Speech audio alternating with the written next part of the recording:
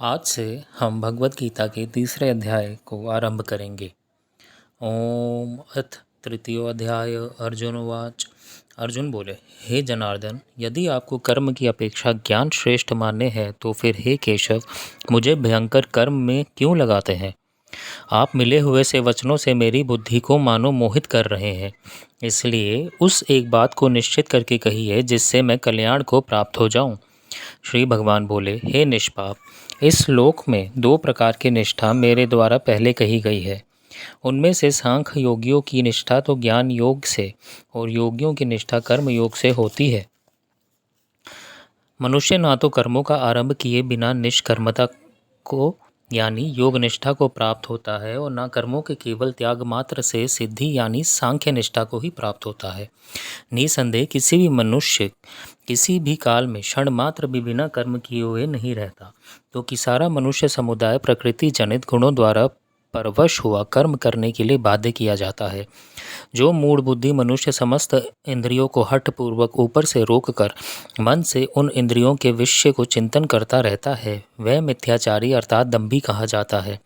किंतु हे अर्जुन, जो पुरुष मन से इंद्रियों को वश में करके अनासक्त हुआ समस्त इंद्रियों के द्वारा कर्म योग का आचरण करता है, वही श्रेष्ठ है।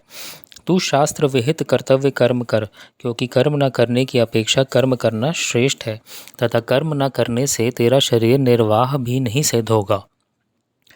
यज्ञ के निमित्त किए जाने वाले कर्मों से अतिरिक्त दूसरे कर्मों में लगा हुआ ही ये मनुष्य समुदाय कर्मों से बंधता है।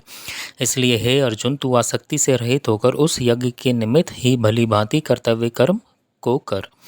प्रजापति ब्रह्मा ने कल्प के आदि में यज्ञ सहित प्रजाओं को रचकर उनसे कहा कि तुम लोग इस यज्ञ के द्वारा वृद्धि को प्राप्त हो और ये यज्ञ तुम लोगों को इच्छित भोग प्रदान करने वाला हो।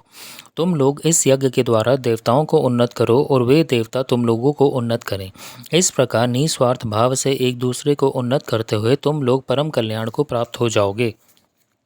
यज्ञ के द्वारा बढ़ाए हुए देवता तुम लोगों को बिना मांगे ही इच्छित भोग निश्चित ही देते रहेंगे। इस प्रकार उन देवताओं के द्वारा दिए हुए भोगों को जो पुरुष उनको बिना दिए स्वयं भोगता है, वह चोर ही है। यज्ञ से बचे हुए अन्न को खाने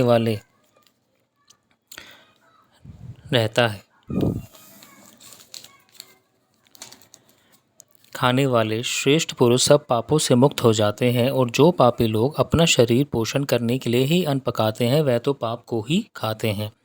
संपूर्ण प्राणी अन्न से उत्पन्न होते हैं। अन्न की उत्पत्ति वृष्टि से होती है, वृष्टि यज्ञ से होती है और यज्ञ विहित कर्मों से उत्पन्न होने वाला है। कर्म समुदाय को तू वेद से उत्पन्न और वेदों को अविनाशी परमात्मा से उत्पन्न हुआ जान। इससे सिद्ध होता है कि सर्वव्यापी परम अक्षर परमात्मा सदा ही यज्ञ में प्रतिष्ठित है। हे पार्थ, जो पुरुष इस लोक में इस प्रकार परंपरा से प्रचलित सृष्टि चक्र के अनुकूल नहीं बरतता, अर्थात अपने कर्तव्य का पालन नहीं करता, वह इंद्रियों के द्वारा भोगों में रमण करने वाला पापियों पुरुष व्यर्थ ही जीता है। इस प्रकार हमने भगवद गीता के तीसरे अध्याय के पहले से 16वें श्लोक तक पूर्ण किया। जय श्री कृष्ण।